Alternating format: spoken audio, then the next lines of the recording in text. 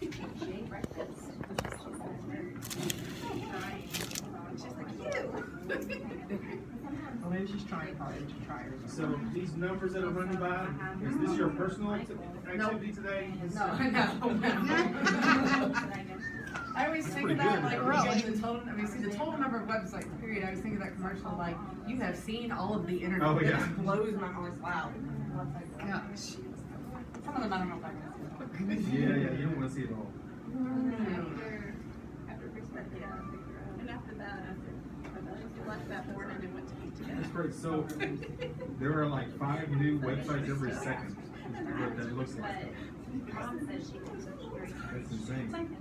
That's why I want to put this up there to show you how prevalent it is. That looks fascinating. I would have embedded it in the PowerPoint, but it would have cost me $300 per month. And I'm like, no, you can do that. You can do that. Just pull the website up every single time she's done it in the class. But I just was like,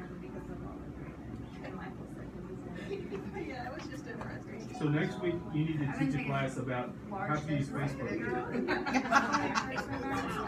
And I have a list of people who I'm going to ask to attend. I love that commercial. That's not how that works. It's not how Yeah. Yeah, like if if you share something on Facebook that's supposed to be a picture of Jesus, but it's actually Obi-Wan Kenobi from Star Wars, you need to be able to recognize that. At the end of it, if I have more time, I actually show this website that's fake, but I've showed to people of all ages, kids, adults, and they're like, oh my gosh, I want one of those things. I'm like, this is fake. So there's actually a website out there. I should have put it on there. It teaches you how to evaluate websites for all ages. Apps and everything. I'm really liking that fan. That fan is my new friend. That's wonderful, man. It is. I don't know what the D stands for. Decongestant. You can go home, you learn something. That's the rule. You can go home, you learn something. Sierra count down the days. Yes, 25. So, I guess we'll get started. So I kind of wanted to start with this to show you, kind of the numbers of what's out there. I mean, it boggles my mind, and I'm in the industry in several facets, but it just boggles my mind. I'm not on Twitter. I'm not a fan of Twitter. I just look, how many tweets were sent today? How many emails were sent today? How many I should have deleted today? So, things like that. So, let's get started. Okay. This is basically keeping your family safe online. That is my website, and we'll go over a little later. Anything I talk about today is going to be on that website.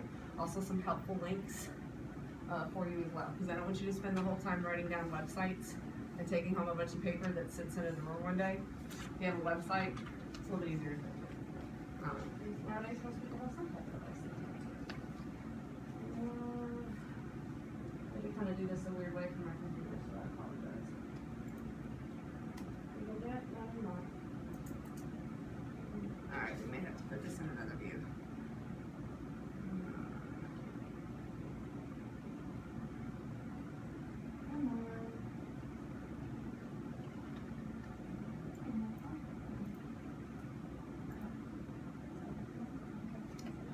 So, before we begin, I am going to show you some things that you might be offended by. It's not meant to provide shock value. It's meant to provide you with the facts. There was 2 things I had some concerns about showing, and I showed them to Chris, I showed them to Matthew. Brother Tom was in Hawaii at the time, and they were okay, especially since no one over the age of 18 is here. This is the problem with computers. Let me check my... I'm so sorry. There we go. Okay. So, what this class is not, I'm not here to tell you how to raise your kids. You know your kids better than me, but my responsibility is to tell you these are things you can do to help prevent bad things from happening to your kids. This is how you protect your kids. I've been a parent a year. I am in no position to tell anybody how to be a parent. You know, I'm still learning things hourly, minutely. But I am an educator, and I also work in tactical support, so I see when the bad things happen, and I see it daily. So we'll kind of go over how this class was kind of working. So I wanted to make it very clear as well, Then I'm not here to tell you how to raise your kids, but I'm here to tell you how to make things better for you and them. So just a little bit about me, because I know some people know me but don't know me. My name is Julie Powers. I've been going to church here for about 9 months now. I play in the orchestra on Sunday mornings, and I'm in the kayak class. I have worked in technical support for 9 years, doing internet, phone, and video repair. So anybody has a problem with those services, they call me. I work for Charter, that's the one that just bought Time Warner. So that would be your new cable provider for most of you.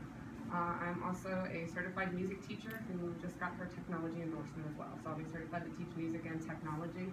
I am also a Google certified educator that just came through. And maybe I will be a Google certified trainer, and if so, I'll be the only one in the state of Kentucky. So,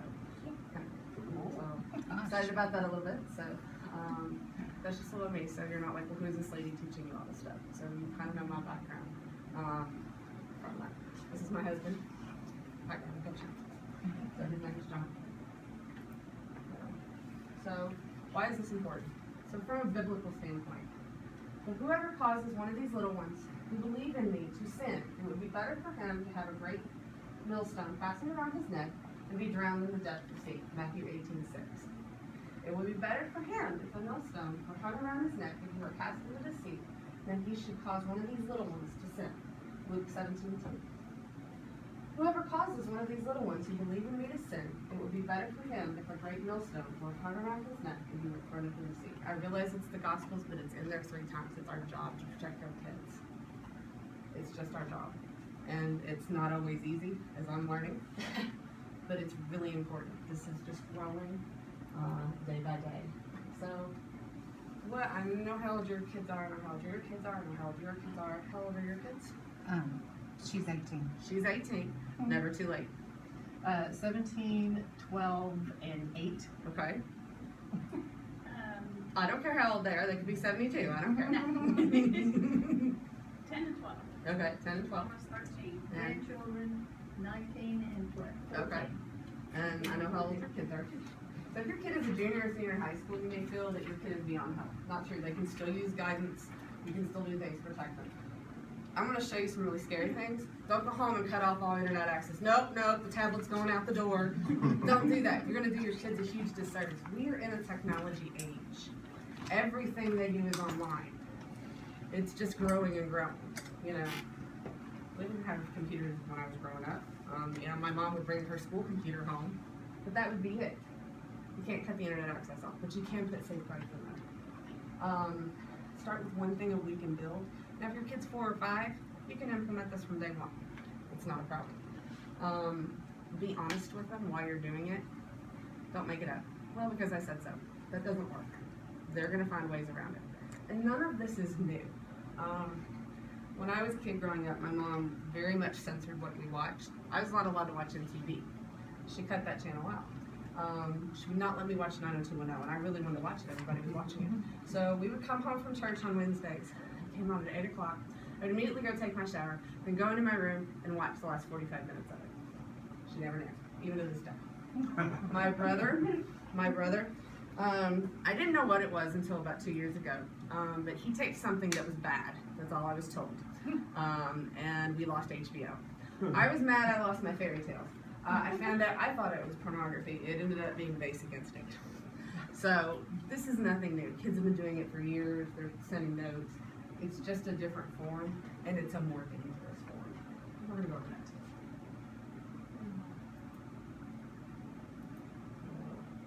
So one thing Beth really wanted me to harbor in, it's okay for you to be on social media and your kid not. Some kids are not eligible to be on social media because of their age. It's not okay for you to go home and look at porn with your husband or spouse and tell your kid not to. Number one, you're not supposed to be looking at porn. It's very much not in the Bible. But you can't be hypocritical about it. If you don't allow your kid to have their cell phone at the dinner table, don't you bring it out. And that's a hard one. Because we like to play on our cell phones. And I know for some people it's a point of problems. Because I like to be on it, he likes to be on it, and we're like, no, we need to have family time. So sometimes we just set him in the middle of the table. So even though she's 1 and she's battling inner tears, it's just what it is. So don't be a model for your kid. Okay. So we teach our kids from a very young age how to be safe. Look left and right. don't talk to strangers, don't take kids, don't get in a creepy van.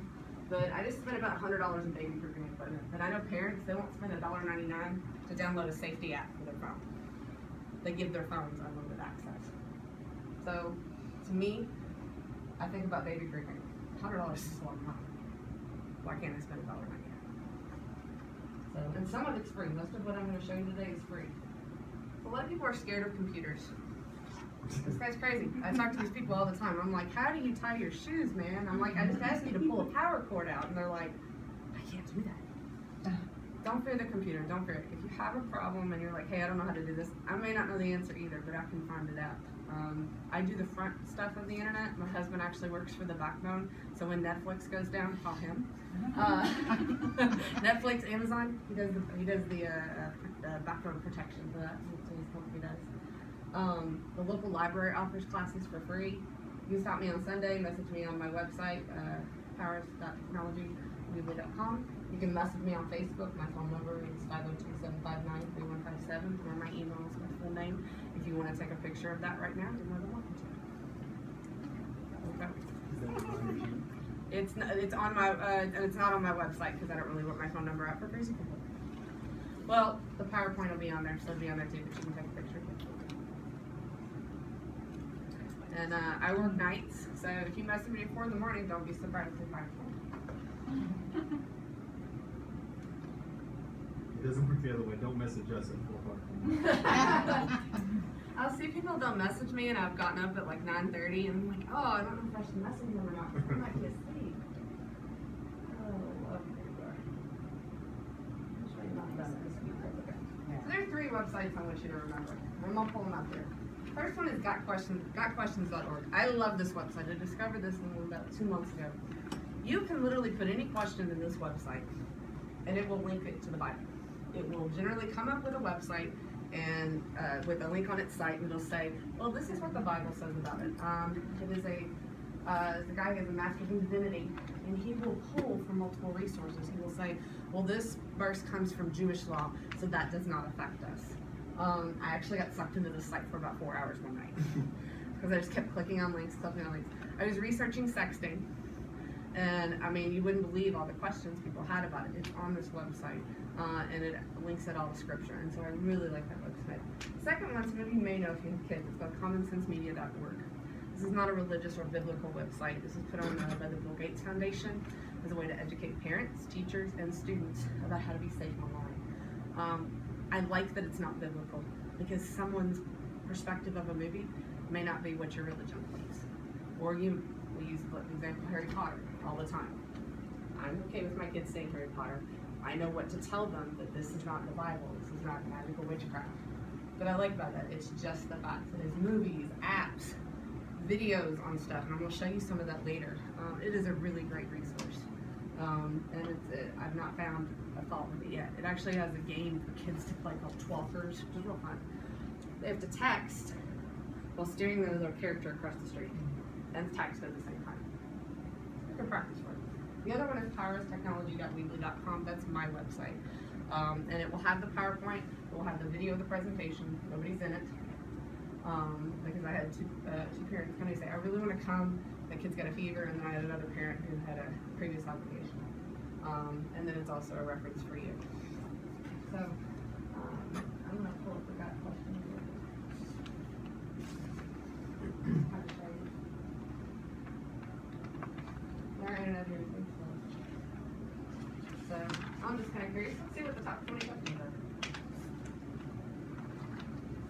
Almost 500,000 questions. Number 1. Wow. Women pastors, preachers. What does the Bible say about women in ministry? What does the Bible say about homosexuality? Is it a sin? What does the Bible say about tattoos and body piercings? When Beth is going to have me teach a version of this, geared for kids in the fall, and we really like this website because kids have answers, and they don't always feel comfortable asking adults, but they might go to a website and ask these questions. All sorts of questions. So, and again, it links scripture in that. Okay.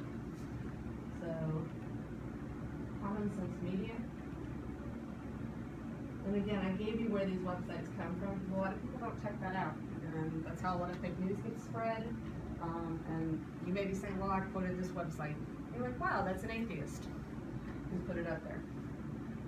When I started my certification, I had no websites online. I had 10 now that I had to create for the class. So anybody can put a website up. So 10 books that will keep your kids up past bedtime. It has stuff about books. So like, let's say parental concerns, news and media literacy, character skills, strengths and life skills, technology addiction, screen time, cyberbullying, haters and trolls. If you have cable TV and you have a cable box, they actually have a section on video on demand, and they will actually show videos about different social media apps, the dangers and the pitfalls. I'm actually going to show one of them. This is a really great site. It's free. I like free stuff. So I'm going to go over my website a little later. Oh, I really wish we had done this. I don't have the screen to fix it now.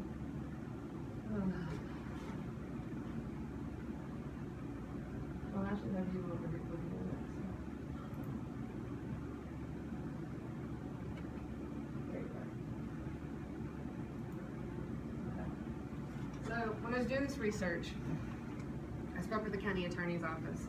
This is the victim advocate. This is what she said to me, and it really made me think. Running kids with a smartphone or internet access that is not regulated and monitored by parents is foolish. You might as well give them a loaded AK-47. They're one and the same. I was like, wow, this is something to think about, because that's not what I would think. That's not what I would put in my image. But if you give them a smartphone or a cell phone that you don't put some type of monitoring, or you don't watch it, you're doing that. Might as well just stand them on Preston Highway and walk away. There's so much danger out there. There's a lot of great things, don't get me wrong. There's a lot of great things. But there's a lot of dangerous things out there. And I want to make sure parents know that. We're going to talk about cyberbullying and suicide. They're one and the same. 1 out of every 10 kids that is cyberbullied commits suicide. It's an epidemic. Sexting. Honestly, that can ruin a kid's life more than anything. Safe internet usage in your family and social media. I'd actually reversed these, but I was told some people had to go to choir. So it was requested that I do those first, because they are truly the most important. Let's talk about cyberbullying. 42% of teenagers with tech access will report being cyberbullied over the past year. Over 69% of teens that own their own computer or smartphone, 80% are active on social media. The average teen sends 60 texts per day. I don't know how they time the time to do all that, but okay. Teen texting rate is double the adult texting rate. Girls, 14 to 17, text more than 100 per day. 7.5 million Facebook users are uneducated social media. 81% of teens say bullying online is easier to get away with, and it is. 3 million kids per month are absent from school due to bullying. They fake a headache, they fake a stomach ache. 20% of kids cyberbullied think about suicide, 1 in 10 attempt it. And I actually had to go into a school district here because a girl had committed suicide because she was cyberbullied. And she was not, when you normally think of kids in my day and age, I say that in my day, it's cyberbullied, you think of the loner, the kid who's kind of off by themselves. This girl was captain of the volleyball team. She was the 8th grade president. She assisted in the 6th grade and actually put her suicide note on the teacher. So it can happen to any kid. And was an active church member. But she was bullied. 4,500 kids commit suicide each year. And I actually did the math on this. If you divide it out by 50 states, and again, I know that's not even, equal. 120 counties. Think about 500 kids in Jefferson County. And I know there's not 500 kids committing it, but the number is there. Suicide is the number 3 killer of teens in the U.S. Car accidents is number 1, which makes me wonder why my mom never let me get in a car, but okay. Homicide is 2, and this is from 2015 of these numbers. It's hard to get 2017 numbers. She knew it was 2015. So, biblical. When you're talking to your kids about this, these are verses that you want to use. And I'm kind of running out of time, so I'm not going to read them all. But again, they're going to be on the website. Talking about loving your neighbor, turning the other cheek. When kids talk about suicide on this next page, it's right there in Exodus. You shall not murder. If you make suicide, you're murdering yourself. So it makes it very simple. So I hate to skip over the biblical part, but again, I know you have access to it. So here's why cyberbullying is different from bullying. And everyone in their life has been bullied at some point. Most of it probably not cyberbullying. Cyberbullying is face to face. Cyberbullying, you cannot get away from it. When kids can't go home, if you start to notice your kid doesn't want to get on the computer, and that used to be their favorite thing, you need to get onto his or her account and find out what's going on. They can't escape from it. It doesn't just happen in their school. It doesn't just happen in their class. It goes global. It goes all over the district. It goes all over the state. It can even go international. Well, it can be anonymous. Sometimes, I work for an internet service provider. Sometimes we can help the police department find them. Sometimes we can't. They are masked so well. They will bounce from Russia to China, and we can't trace them. Kids are that smart nowadays. And the target can easily become the bully because your kid can then respond to it. And again, I don't mean to scare you, but I want everyone to know that these things exist. And it is a problem.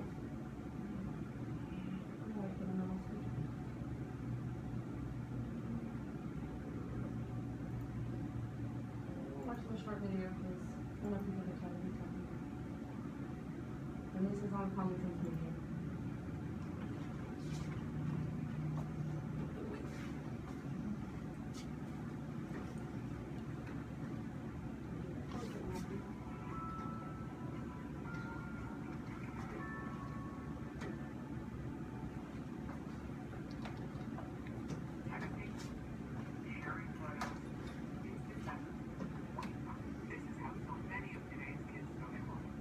They can also use these digital tools to threaten, gang up on, and cyberbully other kids. What you may not realize about cyberbullying is that it's not always just one bully and one victim. Often, many other kids are present too. Some stand by silently, some join in, and some may even stand up for the bully. Experts say that kids standing up for other kids is one of the single most powerful ways to stop cyberbullying. So how can you help your kids learn to be upstanders? First, teach respect. Kids' online communication is often purposely vague. Your best bet is to teach them how to text, IM, and post respectfully and responsibly. And if they say something inappropriate online, then make sure that they apologize immediately. Second, encourage empathy. Ask your kids to put themselves in another person's shoes. If they can understand what someone else is going through, then they're far less likely to bully another person or to watch quietly as others get bullied. Finally, tell them to speak up. Encourage your kids to let an adult know what's actually happening. If they don't feel comfortable confiding in you, then let them know that they can also talk to a teacher or any other trusted adult. The bottom line is to never say or never do something online or in a text message that you wouldn't say or do in person. For more tips and advice, please check out the wealth of materials about cyberbullying at our website, commonsense.org. We all need to take cyberbullying seriously. I'm Jim Steyer.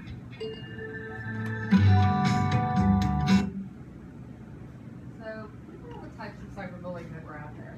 Cyberstalking, degradation, humiliation, where they'll actually take your head and put it on another person's body. Harassing, impersonating, pretending to be somebody else. It's very easy to create an account and put it as someone else's name. Flaming. This is one I'd never heard of, but this is meant to incite anger. So they're going to say something that they know is going to get you riled up.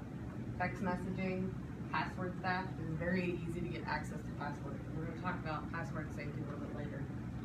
After working with an internet service provider, I now know why we can make such complicated passwords. Website creation.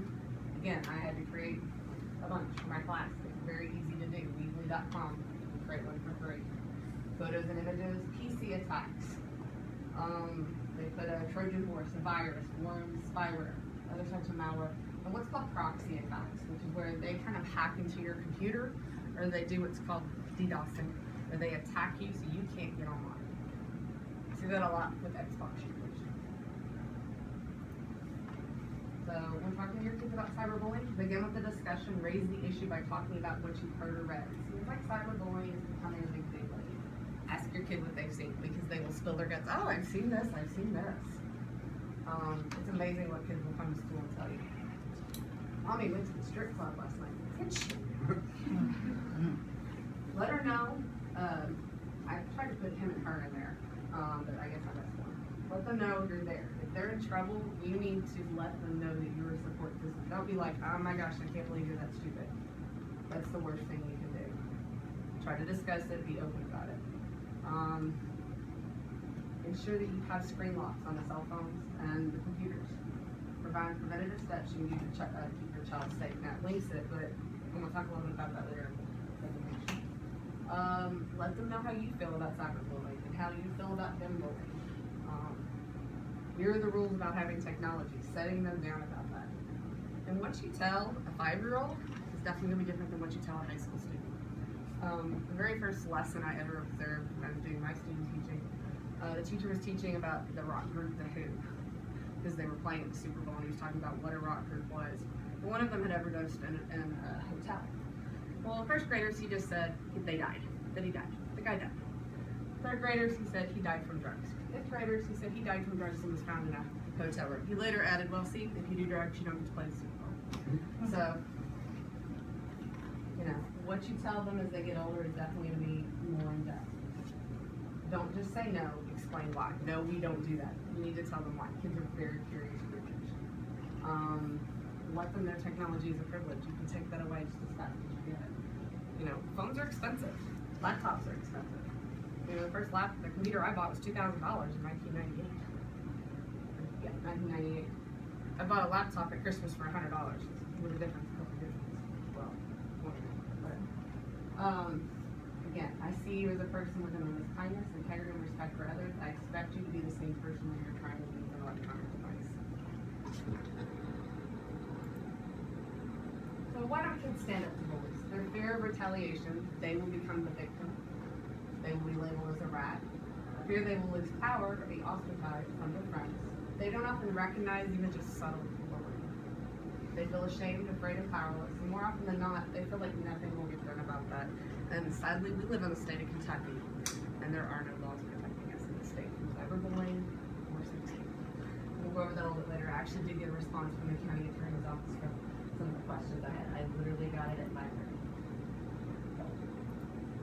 So, about 9 years ago, I went to a workshop. There were senators, perfect high school students, future teachers, parents, teachers, ethics. And they actually showed text messages that were sent to kids that actually ended up committing suicide. I don't have access to those text messages, but these are pretty close to what they were. I'm not going to say anything. I just want you to read them. I am still impacted by what I saw 9 years later. It still sticks with me that, wow, this is sick. And I hope that it helps you see, well, this is why kids feel, if I got sent these things, they're my feelings. And some of them are graphic. There's only 3.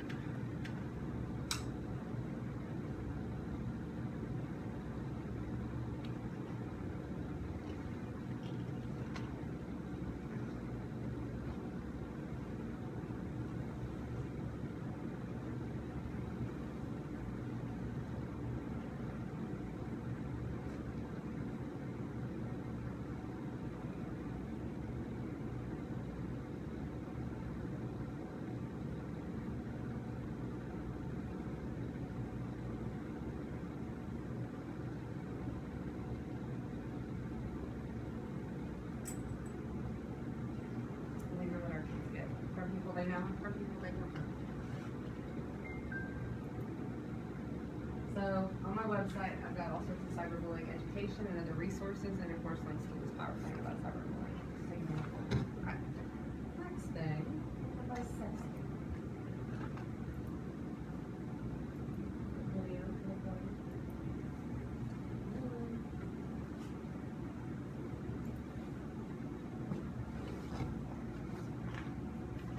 And I have an alarm set for those people that don't fly.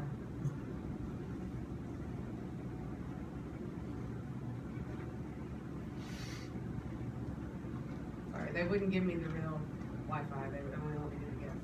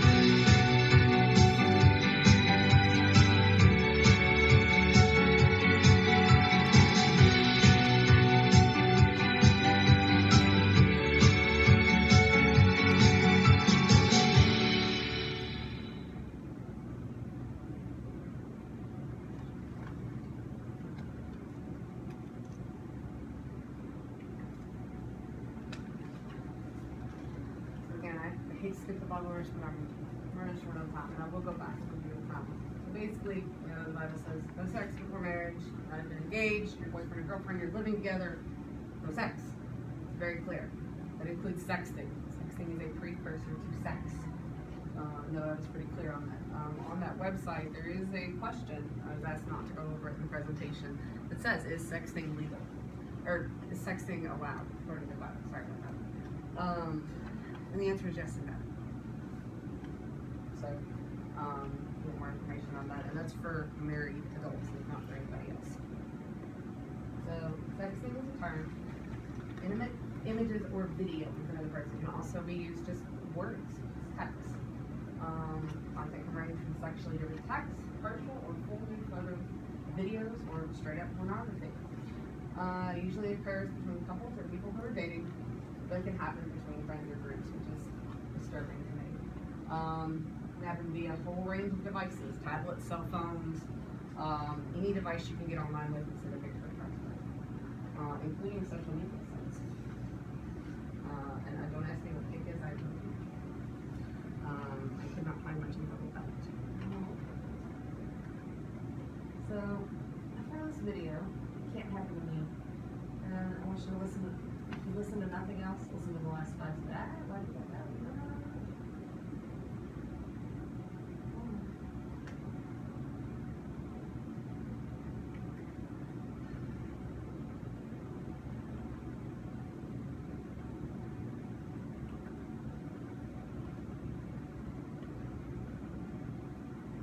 4-minute video, but just make sure you listen to that last 30 seconds of what she's going to say. Which is one of the reasons I picked this out of the many million that are out there. Well, we all remember being young and wanting to be accepted in our friendships and when we started dating. But today's pressures are more intense, with just about every 12-year-old having a cell phone with a camera and access to social media around the clock. Research has found that 1 in 4 teenagers has sent sexually explicit pictures of themselves to someone else. But a Woodbury girl believes that the real number is much higher. She says as a 12-year-old, her 7th grade crush quickly asked her for naked pictures. Tonight, Michaela shares her personal story and her advice for parents with WCCO This Morning anchor Jason DeRusha. I thought we loved each other, and turns out he didn't love me at all. He just used me for what he wanted. In some ways, Michaela Snyder's story is not much different than any of ours in 7th grade. In love and eager to please. I didn't want to lose him, and I just wanted to make him happy because I thought that's what I was supposed to do. But one thing is different about Michaela's story: the cell phone. In 2012, nearly 70% of 7th graders had one of their own. He wanted pictures from me. He wanted to see my body. How long were you guys together before he started asking for pictures? Like a month and a half, maybe, at the most. He just texted me one day and said, hey, you should do this. And I said, no. And he said, well, if you love me, you're going to do it. And if you don't, then I'm going to leave you. He was that direct about it. Yeah, they could handle it. Grant and Melanie Snyder thought their daughter would be ready for this moment. We thought we had had enough conversation with our kids that they knew better than that. But it wasn't enough. It wasn't enough. Did you have like a best friend where you were telling her what was going on? I had a group of friends, and they all said, oh, that's normal, like, we do it, so. 7th grade girls? And they all thought it was normal. Wow. And so Michaela took a picture of herself in her underwear and tapped send. In that moment, when you took the picture and you sent it, did you know this is a bad idea? Yeah, I did know it was a bad idea, but I didn't care. I thought, if he's gonna love me and he's gonna stay with me, then that's fine. I don't care. Like many parents, the Snyder spot checked their teenagers' phones. Melanie found those texts. Shock, disbelief, at the time, anger. You knew better, didn't you? Because my dad's a cop. Minneapolis Police Sergeant Grant Snyder investigates juvenile sex crime. Well, if that can happen to a cop's kid, that can happen to anybody. Michaela's parents went to the boy's parents, but she was the one paying the price. I was tripped in the hallways, and people were talking about me online. People really told you that you should kill yourself because the truth came out? Mm-hmm. Yeah. 2 years later, Michaela has finally forgiven herself, and she's sharing her story as a warning. I want girls to realize that we are worth more than our bodies, and I want parents to not be naive that, oh, my kid's too good. My kids, they're too good. They're not gonna do that. Our children are facing challenges that we never had to face. We need voices of kids that are willing to say, this is what happened to me, and this is how it affected me, and be careful. At the age of like 10, 11, you need to talk to your boys about, this is how you respect a girl. Michaela has lost friends by coming forward, but she's gained something bigger: self-respect and a chance to make a change. I think my stupid choices can help a lot of other people. Michaela is now a freshman in high school, and Jason tells us that some of the friends who turned on her have come around now. Her cheerleading team and church group have both been sources of strength. Cheerleading team at her church group. A girl that went to church. So, and this was actually the first video I watched. I was like, oh great, it's a church girl. That's sad, but I want to show that because it happened to somebody who goes to church every week. You are not exempt because your kid goes to church, or because my kid goes to church. It's not an exemption. And this next video is a really great video to show kids. It's very short, but it just shows how far something like sexting can reach very quickly. This is Megan's story. The girl ended up committing suicide. She researched that online. This is just a reenactment of what happened.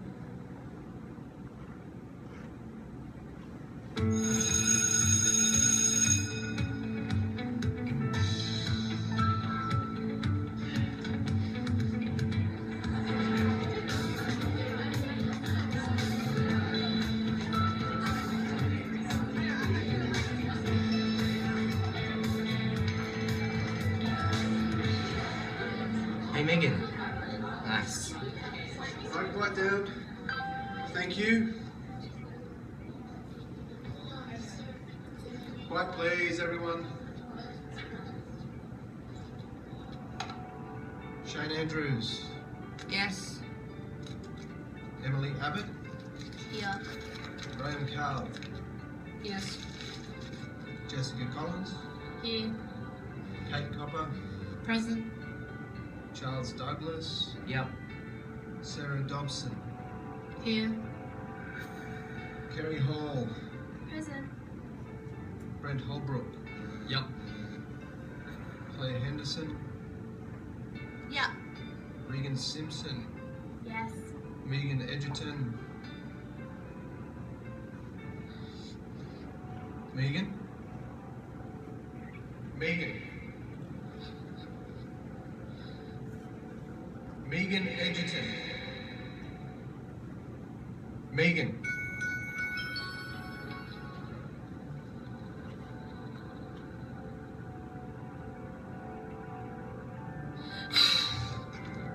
Think you know what happens to your images? Who will see them? How they will affect you? Think again. And kids don't think about that. Another reason why some people say, no, don't give them cell phones, don't give them these devices. It's okay to give them those devices, you just have to really monitor them. And just really know what your kids doing and have that faith and trust in them.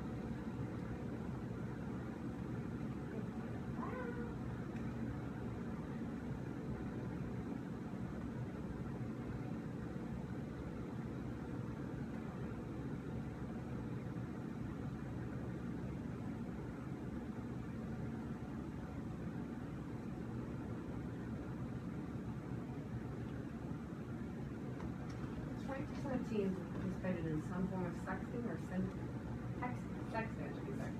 nude pictures of themselves. 80% of adults in a married or committed relationship have engaged in some form of sexting. So you can see it everywhere. I'm not saying everybody in this room is sexting or anything. I'm just saying it's out there. The kids are saying it.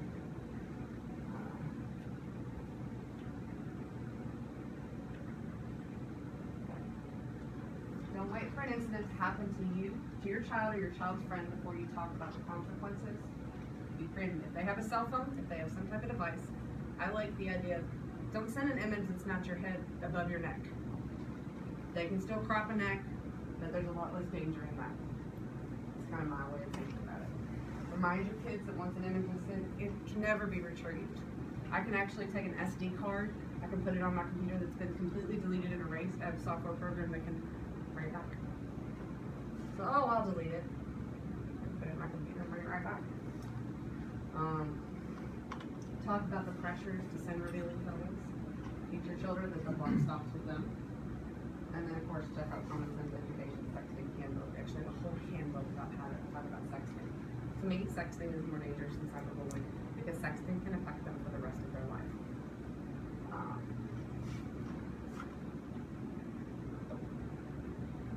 So, legal ramifications.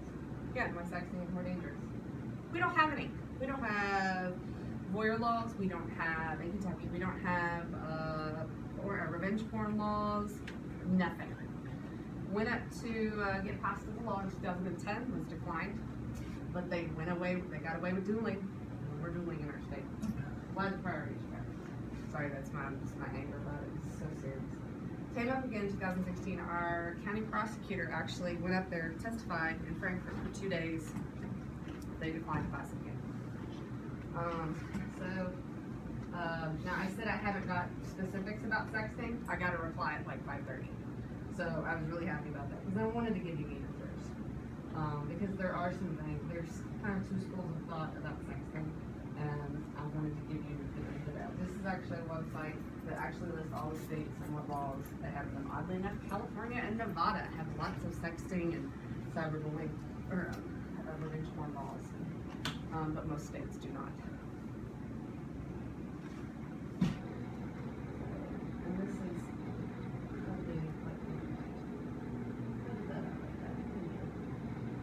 so, sexting law, yes, no, by state? Haley? Yes. There's a lot of feedback. It makes it hard to hear. Okay, thank you. Addresses under 18 sending, addresses under 18 receiving. Penalty, diversion, penalty information, penalty misdemeanor, penalty felony, and revenge porn laws. And includes explicit text, and that's in Arizona, excuse me. But as you can see down here in Kentucky, we don't have anything. And spoiler alert, neither does Indiana. They're not there. the county attorney the following questions. Send, and I will read you his response, and I will put it on the website. I just did not have time to add it, getting it back, but I was glad to get it. The schools of thought are, do I keep what's been sent, especially if it's child pornography, because technically I'm now in possession of child pornography, or do I delete it? Because there's two schools of thought. Well, if I'm in possession, I could be charged with a crime. And their basic stance is don't delete anything, get it to the police immediately. Is basically what it was.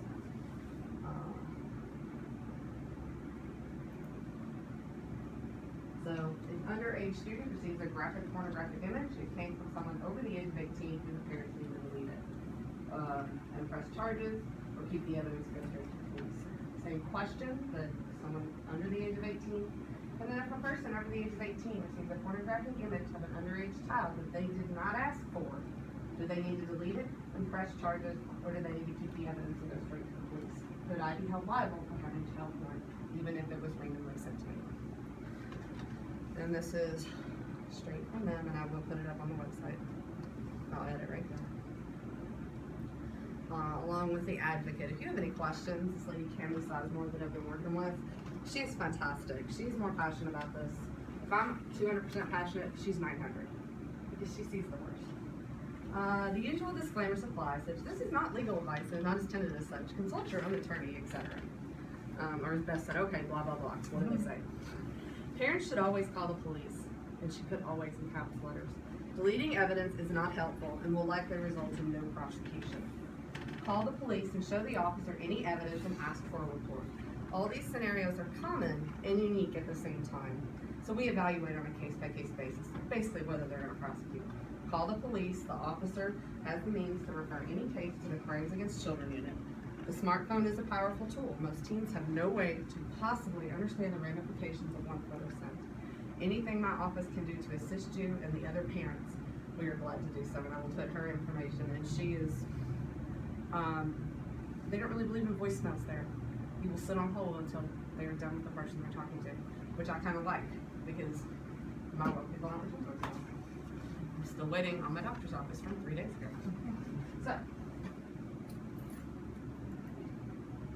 So, this is a really good time to take a break. Do you have any questions? Anything you want from me? I may not know the answer. That's what my parking lot board up there is for, so I can find it for you. Okay, let's take a break. You need to go to choir, And then when we get back, we're going to talk about keeping your family safe online and then social media. Anybody not coming back? Okay. This is the websites to go to, what to put on your computer, stuff like that. What age can you put on social media? It's a big one. Not even on Facebook. And I talk about that. And I actually talk about those videos on Facebook. And same header, exactly. This is what I want to go to Europe for 16 months. Strip club was 7 countries. So it's summer of 2018? Yes. They're in Syria. My car started beeping.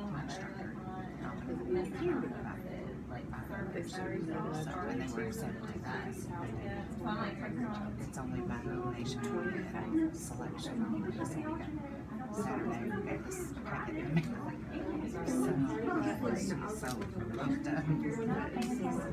Yeah, so you can keep your time. So,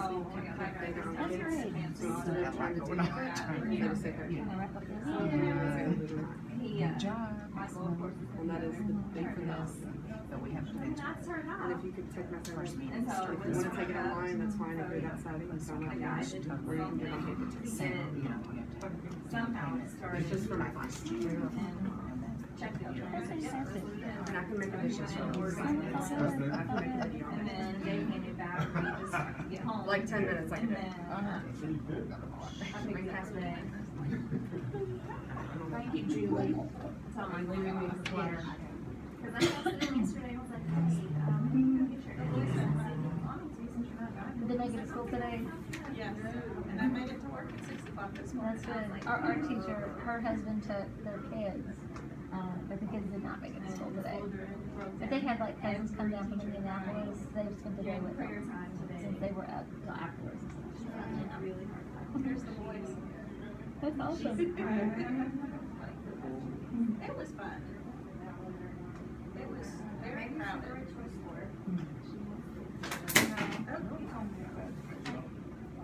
It was very crowded, but. Did you have another job, Linda? Not yet. She went yesterday to the county school. We went maintenance beforehand and waited until the line went down before we went in.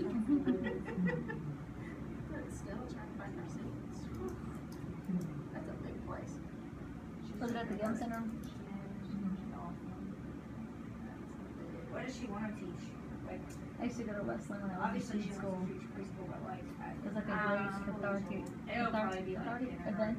I used to go and like yell for 2 hours at a wrestling event. Yeah, she wants to stick down. And I could like, finish up my physics and She has her degree in It was a great way to relieve stress. Let somebody else beat each other up, but it's You're like, you're going to wrestling? And then she Yes. should probably Yes.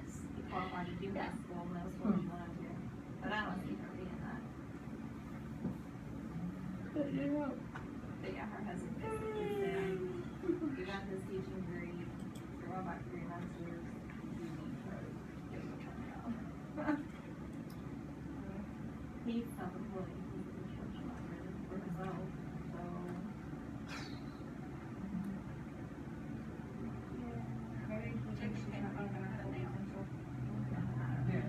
Yeah, that's He nice.